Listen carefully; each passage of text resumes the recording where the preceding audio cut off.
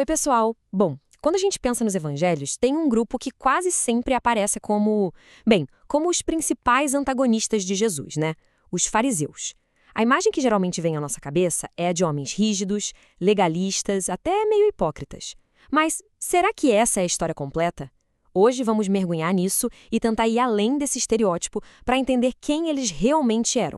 Então, a pergunta que vai guiar a nossa conversa é essa: os fariseus eram simplesmente os vilões da história? Olha, como a gente vai ver, a realidade, tanto histórica quanto bíblica, é bem mais complexa. E o que é mais surpreendente, super relevante para a gente hoje. Vamos lá, então?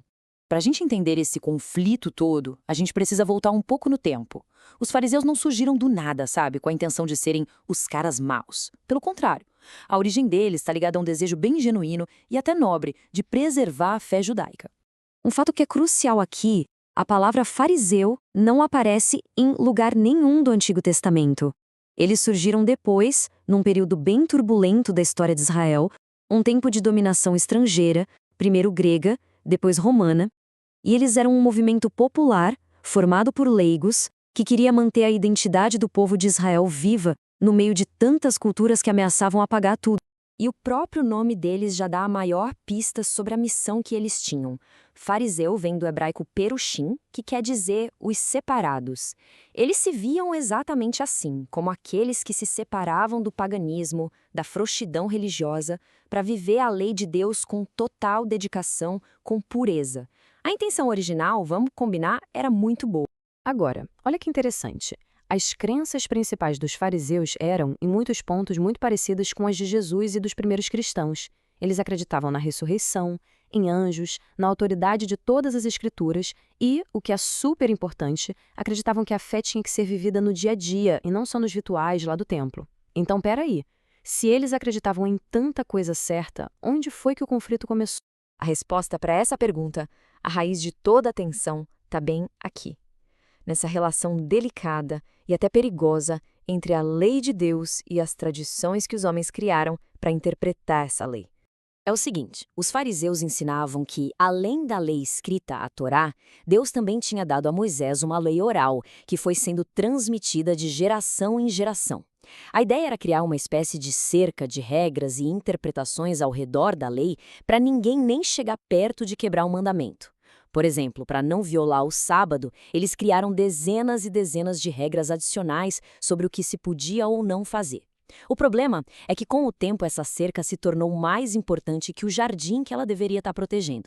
E essa citação de Jesus, lá em Marcos, vai direto ao ponto. Ele não está acusando eles de ignorar a religião. Não. Ele os acusa de trocar a fonte original, os mandamentos de Deus, por um sistema de regras humanas. A tradição acabou tomando o lugar da revelação divina. Tá, mas como era essa crítica de Jesus na prática? É aqui que a gente entende a profundidade do confronto, que é muito além de uma simples briga por regras. Primeiro, é fundamental entender isso aqui. Jesus nunca atacou a lei de Deus. Muito pelo contrário. Lá em Mateus 5 ele diz: "Não pensem que vim abolir a lei ou os profetas. Não vim abolir, mas cumprir." O problema, então, não estava na busca pela obediência, mas numa inversão completa de prioridades. Para diagnosticar o problema, Jesus usa as palavras do profeta Isaías, mostrando que essa não era uma questão nova.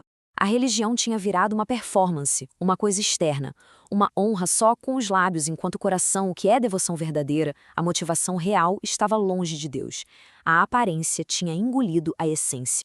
E essa tabela, baseada em Mateus 23, ilustra-se a inversão de um jeito brilhante. Jesus critica eles por serem super meticulosos com regrinhas menores, como dar o dízimo de temperos, enquanto deixavam de lado os preceitos mais importantes da lei, a justiça, a misericórdia e a fidelidade. E é bom notar, ele não diz que dar o dízimo era errado. O que ele diz é que isso não podia substituir o que era essencial. E aqui vem a segunda grande crítica, a motivação. A religiosidade deles tinha virado um espetáculo público. O objetivo não era mais agradar a Deus, mas sim ganhar a admiração e o respeito das pessoas. E os evangelhos dão vários exemplos concretos disso. Eles usavam filactérios maiores, que eram aquelas caixinhas com versículos da Bíblia, sabe? Alongavam as franjas das roupas, faziam orações enormes em praça pública e desfiguravam o rosto quando jejuavam. Tudo para que todo mundo visse e pensasse: nossa, como eles são piedosos. A crítica de Jesus não era contra orar ou jejuar, mas contra fazer isso para se exibir. E então, o que a gente tira disso tudo? É muito importante não cair no mesmo erro de generalizar. A lição aqui é mais sutil, mais profunda, e vai muito além de simplesmente botar um rótulo num grupo inteiro de pessoas. A própria Bíblia mostra que fariseu não era um bloco de uma coisa só. Existiam homens sinceros no meio deles. A gente tem Nicodemos, um líder fariseu, que foi procurar Jesus à noite, de coração aberto. Tem Gamaliel, outro fariseu super influente, que defendeu os apóstolos no Sinédrio. E, claro, o apóstolo Paulo, que antes de se converter, era um fariseu zeloso. E aqui está o ponto crucial de tudo.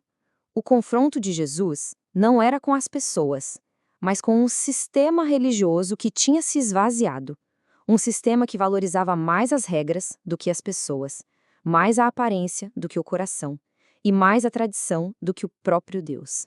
E qual era a alternativa que Jesus oferecia para esse sistema tão complexo de regras? Era simples. Ele resumiu toda a lei e os profetas em apenas 2 mandamentos: amar a Deus acima de todas as coisas e amar ao próximo como a si mesmo. Toda a lei, segundo ele, se resumia a isso. Então, a grande lição que a história dos fariseus nos deixa é esta: o erro deles não foi querer obedecer a Deus. O erro foi tentar fazer isso sem os ingredientes essenciais: amor, misericórdia e humildade. Sem isso, a obediência vira só uma casca vazia, um ritual sem vida nenhuma. E isso tudo nos deixa com uma pergunta para reflexão. Uma pergunta que é tão relevante hoje quanto era 2000 anos atrás. Nas nossas vidas, nas nossas comunidades, como é que a gente pode saber quando as nossas tradições e regras estão servindo para nos aproximar de Deus e do próximo e quando elas viraram a tal cerca que nos impede de enxergar o que realmente importa? A resposta para essa pergunta, com certeza, continua sendo um dos maiores desafios da jornada de fé.